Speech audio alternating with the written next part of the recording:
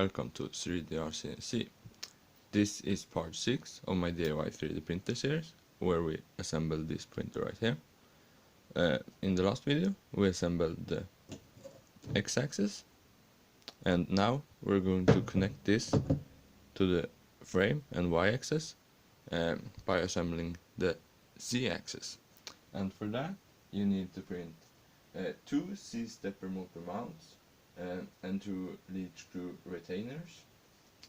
And for the hardware you need 8 M5x12, 4 M5x8, 12 T-nuts, 8 12mm M3 bolts, 2 NEMA 17 stepper motors, 2 couplers, and 2 280mm long M8 threaded rods. So let's get started with this video. First we can take the top extrusion piece that bolts on top of the frame, turn it upside down so this screws towards the top. Then we take the lead screw retainers and unscrew these. These are the M5x12mm bolts and T-nuts. Then these should go one right there and one right here, flush with the edge on both sides, and these are so you don't if you bump into the lead screw, so it won't bend or something, because then you will get C-bend. So the holes in these are 9mm and the threaded rods are 8mm, so they can wiggle a bit, but you won't be able to bend them. Like that. Then that's done. Then we'll move on to the next step. Then you need to take the NEMA 17 stepper motor with the coupler. I printed one from Thingiverse. Attach that with 4 M3x12.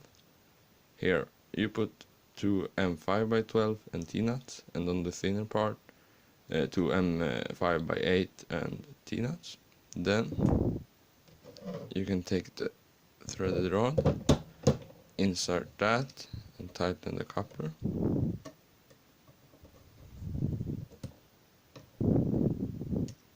And then you can check to turn it and see if it wobbles, and if it doesn't, then you're good. When both of them are in, you can unscrew the T-nut so these go like that in a line, and then these as well like that, and then you can put them in the frame with the plug towards the center, like this, just like that.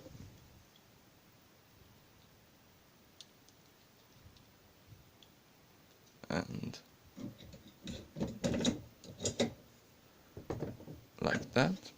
You can tighten them with one bolt or something, because we'll adjust them so they are straight before we tighten everything. So like that. Then we can take this top piece. I will actually remove one screw on each side because we won't need that. Then we put that on the top like this. Screw in one of the bolts.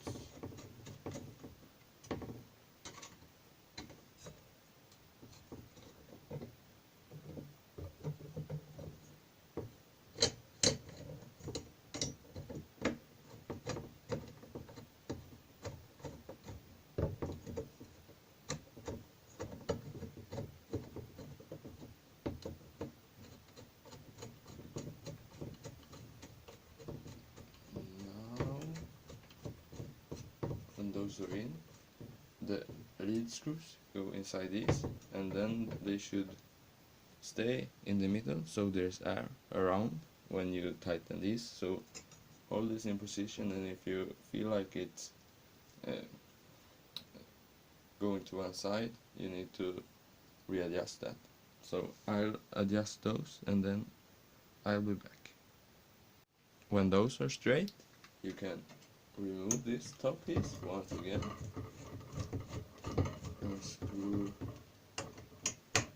the two bolts.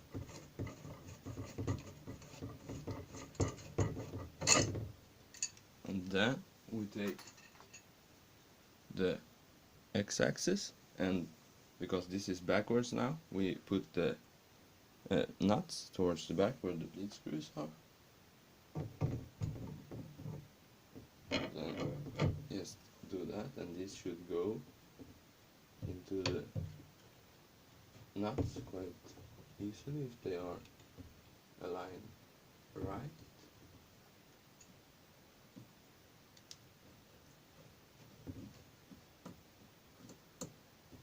Like that, and then you have to move this down a bit, and that can be quite time consuming, but that's just to get this top on.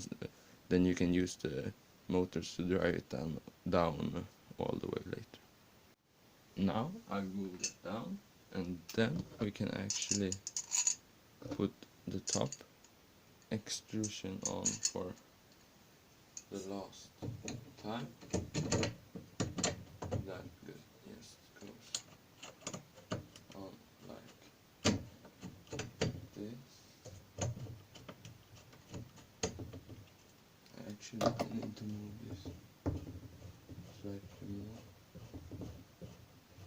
so it can, so these retainers can go all the way in.